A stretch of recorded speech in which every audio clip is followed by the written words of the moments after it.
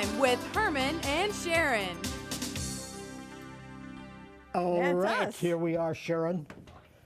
It's time for us to come out now. We are going to have a wonderful day. We are. Do you realize? Every day is a wonderful day. Do you realize in Florida we now have a pro-life senator? And governor. And the dude that had been in office for 4 decades. Well, let's not get really political right now. Okay, We're just happy. We're just very happy. But we've got We're a guy. pro-life. We've got a guy that we're going to talk to. This is his latest love book. the book Isn't it cover. great? Isn't it great? Beautiful There it book is on the cover. screen. Trump, Aftershock. We're still in that, I think. Yes, and the author is Stephen E. Strang. He is a well-known. I wonder what the E stands for. He's a well-known author, but I want you to just see some of the caption of, if you get your copy of this book, this is some of the things. Take a look at that. Go through them, Dave. I hope we got speed readers, but just to get a little idea of some of the subjects through this book, it is an amazing book. I read the books. Trust me, this guy is one of the best authors. By the way, he owns the company, okay, Strang. So he is the founder and president and anything else you want to. Can we meet him now? Yes. Okay, here he is coming on set right now. Stephen E. Strang, here he is. Listen to this, Stephen. Oh, yeah. Thrilling theme song. Hello. Good to have you, man. Thank So good you. to have Sharon. you. Thank you. Have a seat right here. This is a wonderful opportunity. This is the guy that started the magazine Charisma, and that is when you first started that magazine, it was the only Christian magazine that reminded me of the secular magazines, because the copy was so well done, the covers were so well done, the articles were so well done. So what gave you that idea as a magazine? Well, I was trained as a secular journalist at the University of Florida, and That's too bad. Wow. and worked in secular journalism for a few years. And even Yeah. back then, the media was very liberal, very anti-God. And I just decided in my 20s that I didn't want to claw my way up the ladder in that business. Wow. And I thought, well, maybe I could do something for the Lord. So I had an idea to do a magazine, and we always wanted it to be quality. Yeah, you it know, was. part of it was the training I had. It was. And people like Jamie Buckingham came alongside us in those early days. I interviewed him a lot. Yeah. Yeah.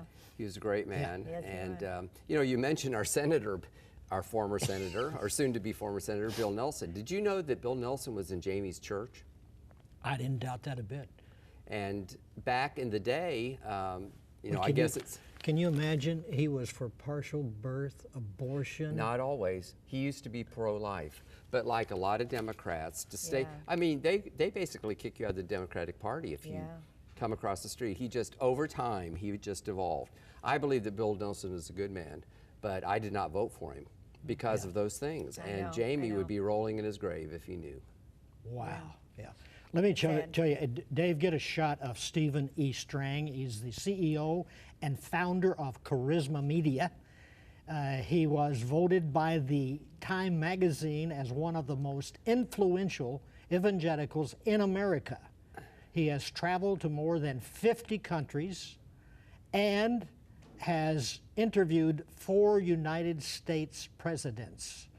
He has been featured on Fox News, I like that one, CNN, fake, MSNBC, fake, CBN, Dr. James Dobson's Family Talk, and the Daily Caller. Boy, you have gotten around. You've been around, yeah. Well, you have to promote your book. That's exactly right. Tell me, inside the book, in fact, Dave, if you can show that shot in the book, yeah, the one that I'm interviewing him on. But look at what he's holding up there. That was in Switzerland, and he gave us a little background on how that book landed in Trump's hand. It's a great picture. And Stephen just happened to have a copy as I'm walking on, that I have one physically. You can come back to me, Dave. Hello. Yeah. Okay. Isn't that amazing? And I appreciate this so much. But that had to blow your mind. I It mean, really did. You're getting feedback, and Trump is walking with your book up in the air. That's right. In fact, I was at a church service. It was a Friday night, but it was a special service. And I feel my phone buzz, and I usually don't do text messages in church, but I thought, it was one of my staff who sent me the picture on text message, and I thought, what is this? But let me tell you the background story on God and Donald Trump. You know, you mentioned that I'm a publisher. I've published somewhere around 3,000 books. Goodness. And how many have you written? I've only written a couple. Okay. I just decided my thing was to publish books. Yeah. But we did a book in 2003 called The Faith of George W. Bush, which was I our remember first that. Yes. New York Times bestseller. I've got a copy. Yeah. It's the one that Time Magazine wrote about. Yeah. And it was actually my idea for the book, and we went out and recruited a very good writer, Stephen Mansfield. Oh yes. This I time, interviewed him too. I felt Yep. he's a good man, Yes. and very articulate. Yeah. This time, I felt that we needed to have a book called The Faith of Donald J. Trump. Now, someone said that would be a very short book. But I felt that there was a story there. And really, I had not always been a Trump supporter. In fact, I came on rather late in the game. I was a Ted Cruz guy myself. Oh yes. A lot of people were. And, you know, there were a lot of course, when it came down to Trump or Hillary, we had a lot of questions about Trump. Was he really pro-life? Would he really govern as a conservative? A lot of people say things when they run and they govern differently. But with Hillary, we knew what she would do. Oh, yeah, no and question. it came down to the courts. I mean, you know all this. Yeah.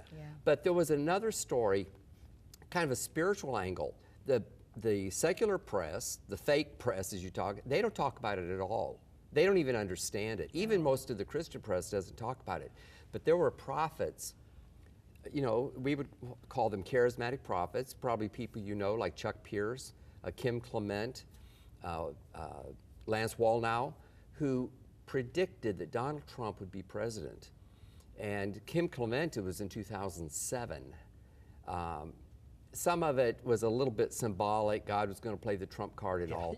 But Lance Wallnau and some of the others said, no, God is raising up Donald Trump like he raised up Cyrus. He will be president. Wow. And it was against all the odds. Sure. Same thing with Frank Media. And I had felt that it was important to document this, and we did.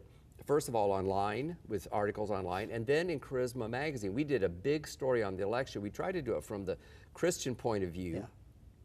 And I wanted it to go on the record. Now, in the natural, it looked like it probably wouldn't happen. And I knew that we'd be embarrassed. But I also felt that it needed to be put on the record because a lot of times something will happen and people say, well, you know, I prophesied that. And maybe they did, but there's no proof. Right. So I actually flew up for the election night party because I believed that he'd win. I wasn't totally confident, but in my spirit, I would not have gone if I had known he'd lose. And that was quite a great experience. And then later I went to the inauguration, then later I read a couple of the first Trump books that came out. They didn't even mention evangelicals, let alone the prophetic angle. And I said, this has got to be put on the record. That is really why I wrote it. That was the God part of God and Donald Trump. Now, we also went into his background. He was raised by a very devout Presbyterian. His mother was from Scotland. Yes. She was from the Hebrides Islands. Now, have you heard of the Hebrides Islands? I have now. Well, have you heard of the Hebrides revival that happened No. between 1948 and 1951? It was a great enough, it affected almost the whole Hebrides Islands. And there's a story in Trump Aftershock about this, that they say that this revival was prayed in by two old women who were too sick to go to church. They were sisters, and They they got the prayed. power. They prayed in this revival. Their names were Smith. And there are people who say that those two old women were Donald Trump's great aunts. Really? There are other people who say that's not true. And really a family member would almost have to verify, you know, the connection. Yeah. But regardless, I just think it's interesting. His mother was raised a very devout Presbyterian. He was raised in the church. He went through confirmation. He's very proud of that. He's shown people his confirmation and so forth. As an adult, of course, he lived a very secular, we would say worldly, godless life. Well, I remember multiple marriages. I remember years ago when he would be interviewed, when he was a young guy. Remember those videos you see now? And he was saying, yeah, I'd like to be president someday. He says, but I don't think I'm too outspoken. And when he would say that, I remember back watching those, I would think, with your past, you wouldn't get past the door. Well, And isn't it amazing that all of a sudden here he's coming down on the escalator, and he is really, for real, going to go for the presidency. That night when they had the countdown, I went to bed. He did. I did. I You went to bed about what, 10 o'clock? Krauthammer, you know, he was on Fox, and I remember O'Reilly when he was still on. He said to him, now give me your, because he said, I know you're an educated guy, you've gone through all these presidential things and seen a lot of them. He said, give me your educated guess on who you think's going to win. And Krauthammer said, oh, he said, Hillary's going to blow it out. He goes, really? He goes, you don't think, he goes, Hillary is going to blow it out. Well, when I heard that, I told her, I said, I'm not going to go through this torture. I'm going to bed. So let me tell us the story. So I wake up at 3 o'clock in the morning, and I couldn't stand it. I couldn't wait any longer. So I turned the TV on, and Donald Trump had won. Well, I didn't want to wake him up, so I went back to bed. So I come out in the morning, and he's sitting there, you know, having his coffee. I made my breakfast, you know, and she comes in the door and she goes, well, did you hear? And because I didn't even turn on my iPhone. I didn't want to hear anything. Yeah. And I said, no, tell me. And she goes, he won.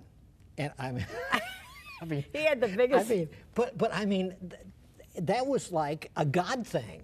I mean, there was no way. It really was. And when I've been on secular media, and I've only been on secular media, they could care less about my book. They want an evangelical to ask questions about Donald Trump and hopefully embarrass him or something. They said, how could evangelicals vote for somebody so imperfect? How did you answer that? Well, I think the Lord gave me the answer. I said, first of all, God has always used imperfect people. Amen. You can look through the Bible, and I mentioned a couple of them. But I said, I believe that he's changed. Well, how's he changed? And on national TV, I actually heard myself saying, I think he's accepted Christ. And then I thought, I better give a disclaimer. So I said, I do not know that firsthand, but in God and Donald Trump, I did interview several people who said they had prayed with the president. Now, Dr. James Dobson says that if anything, he's a baby Christian. There's a lot of things he doesn't talk like you and I do. But you know, he changed about 15 years ago. And one of the big things, a lot of people don't know this, although they know it if they read the book, is he started watching Christian television. Yeah. So he watched Paula White. He made a friendship with her that even ended up with her praying at the inauguration. Kenneth Copeland has said that the president told him that he watched He and Gloria. He told David Jeremiah the same thing. He told Jim Baker the same thing. He called Jim Baker after the election to thank him for his support. Jim Baker was so excited he couldn't he called me. I was playing racquetball and my phone rings, or actually I got a voicemail and I called him back. It was Jim Baker. He wanted to tell somebody the president talked to him.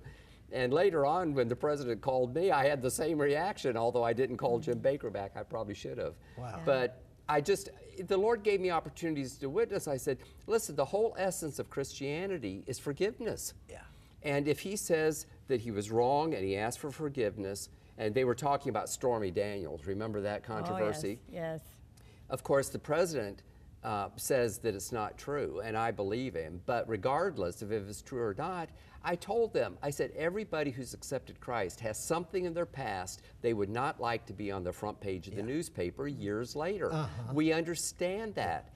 And I believe that the Lord gave me an opportunity to witness. And the lady on CNN said, well, aren't evangelicals turning a blind eye? And I said, no more than the press did with John Kennedy and Bill Clinton. Exactly. And she didn't really have a comeback. That's a good one. And so, you know, I knew that most of the criticism I got for the book was the fact that I happened to put the word God in the same title with Donald Trump. Right. There's been very little pushback. I was expecting pushback about the prophecies.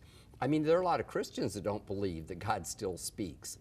But I told them on secular TV, I said millions of Christians were praying that something would happen because we felt our country was going in the wrong direction. It. Yeah. And God raised up somebody we didn't even necessarily like, who has been you know, you listed all his accomplishments, which I call aftershocks and Trump aftershocks, but he has also been a big defender of religious liberty.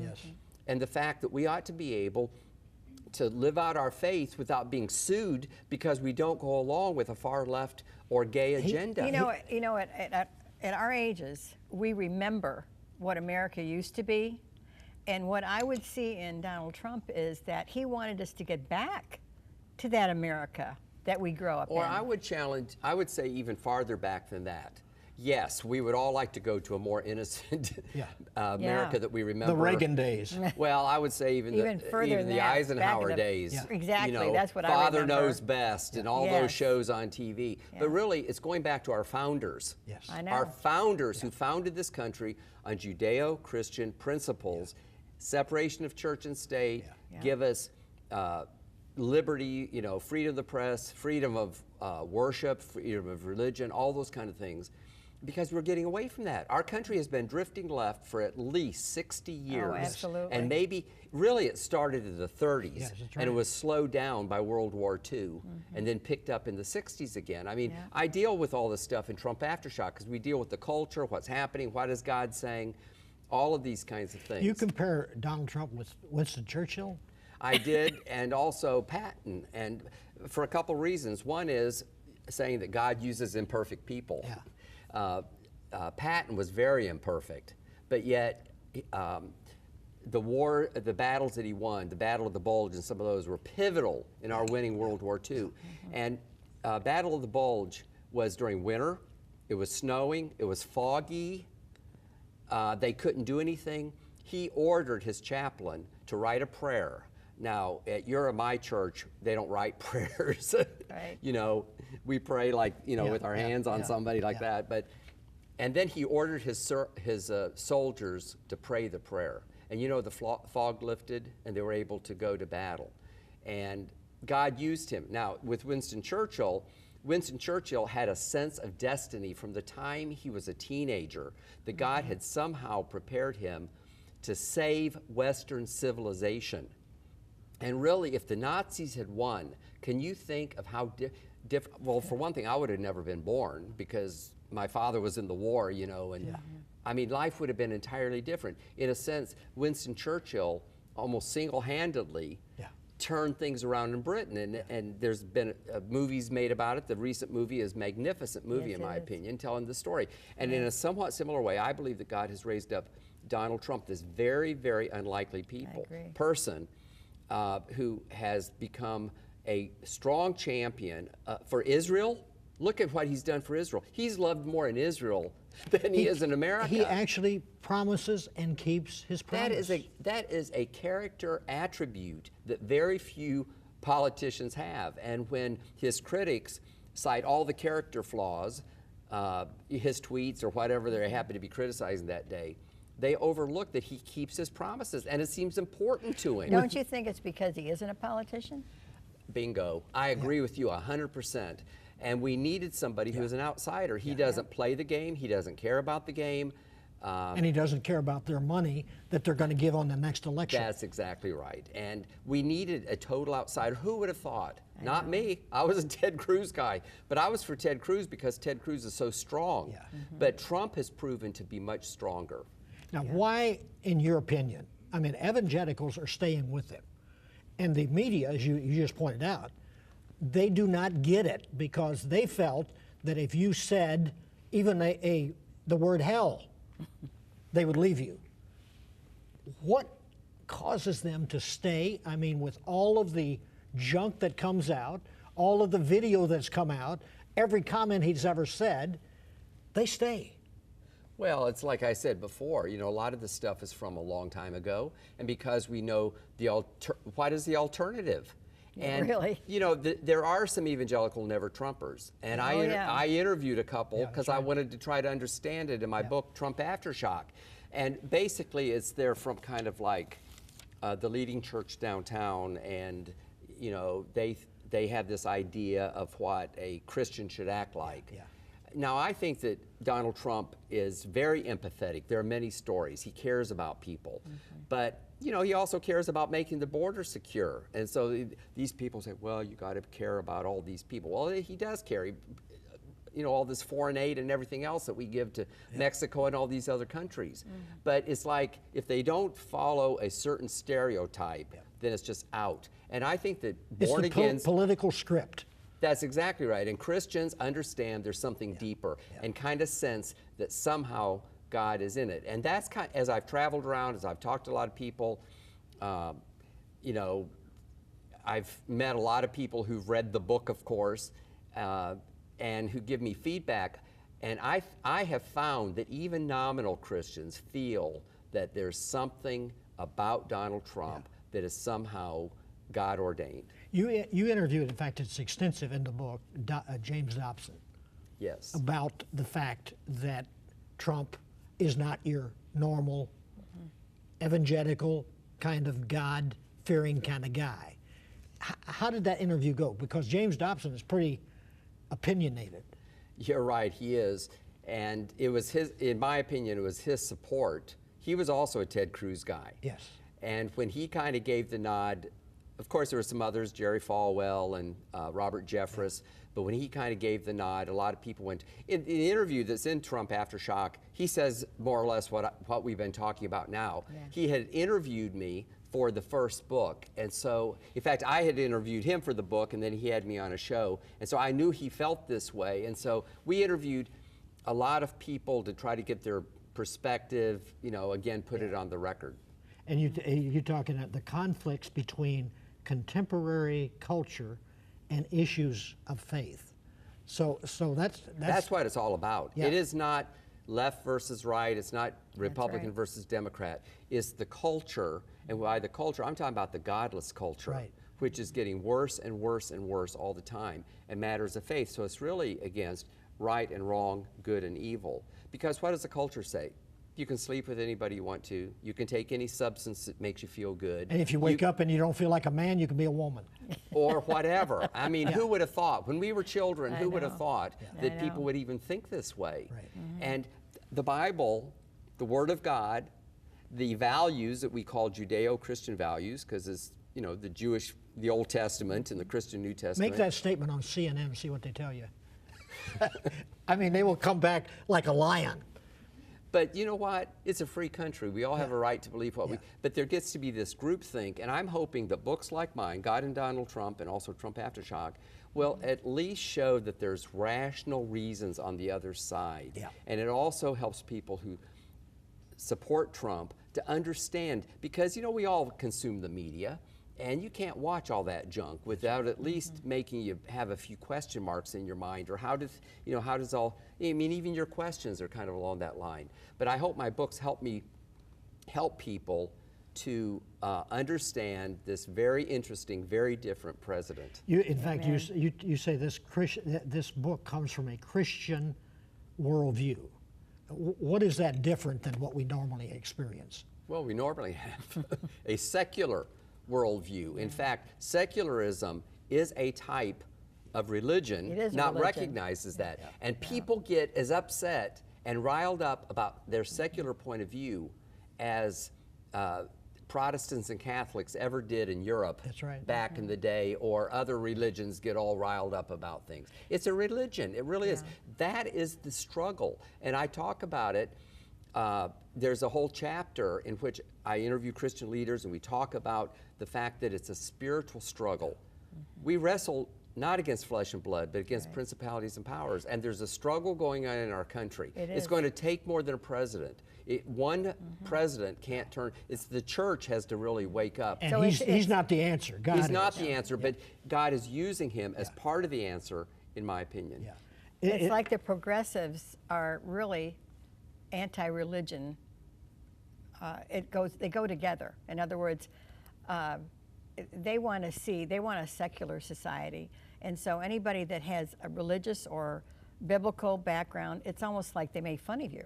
And they've been making fun for a long time. But it's gotten worse than that, especially under Obama, where they were getting a little bit of power and starting to come against people, which intimidates everyone else, because Christians tend to be nice people. You know, God tells us to live peaceful and godly lives. It intimidated everyone. Yeah. And if there are people that want to rewrite the Constitution, to have another constitutional convention. Do you think freedom of religion is going to come out in the First Amendment on that? No way. Or freedom of speech either. That's right. And who would have thought that the left, which championed freedom of speech back when it was speech against the establishment back in the Vietnam War, would come around now where there's if you read 1984, the book years ago, the guy predicted this with, you know, this political kind of talk that would come from the government. Can we show that picture, Dave, of the president of the Christian television network on the screen? Take a look at our screen. That's our president praying with Donald Trump in Tampa before he was elected. Yeah. Isn't that amazing? That's a wonderful picture, and you know, there are a lot of pictures on the internet of various Christian leaders praying. And what Christian, you know, you mentioned that I've interviewed several presidents. It's always been in a group setting, except for Donald Trump. I interviewed him one-on-one during the election 2016. Good for you. And he lets people pray for him. He seems to like people to pray for him. Yes. There's things on the video of Kenneth Copeland and other Christian leaders with their hands on him. You don't even touch politicians like that. And they were praying in the Pentecostal style, and he seemed to appreciate it. I've been told that he likes the anointing when he's been at some churches and the people have prayed, and there's kind of been what you and I would call the anointing. Of course, secular people don't really know what that means, but it means where you kind of feel the presence of God. You know God is there. Yes. And he likes that. And I'm glad I've seen that picture. I need to get a picture of it and put it in the next book. The next election, where do you see that going? Trump is going to win. Good. You were very confident about that. Yeah, I believe it. And I believe it at several different levels. I mean, look what happened in the midterms. Even though it was somewhat disappointing, it was not the blowout that usually happens. Yeah. And also, there are some prophetic voices that are rising up and saying that he's going to be elected. Don't you think sometimes, how could somebody wake up and go, we're going socialist, or we're going to stay conservative? How could there be even any doubt? And yet, people will vote for the D instead of the R. And you know, the R's aren't perfect either by any means. But in a two-party system, one is more with your values than the other, and that's where we are. But you know, did I tell you that the president actually called me about this book? It was the day after Woodward's book came out, called Rage. Yes. And I've been talking to some staff at the White House about an interview, and I thought they were going to call, and I got a message that the White House was going to call, and I thought I would talk to one of them. The secretary said, you know, I greeted her, and she said, do you have time to talk to the president? Wow. And without any warning, he had heard about the book and wanted to know what it was about. Wow. That was the bottom line. That's great. Get your copy. Obvious, that's the best commercial we could ever give. God bless you. Bye-bye.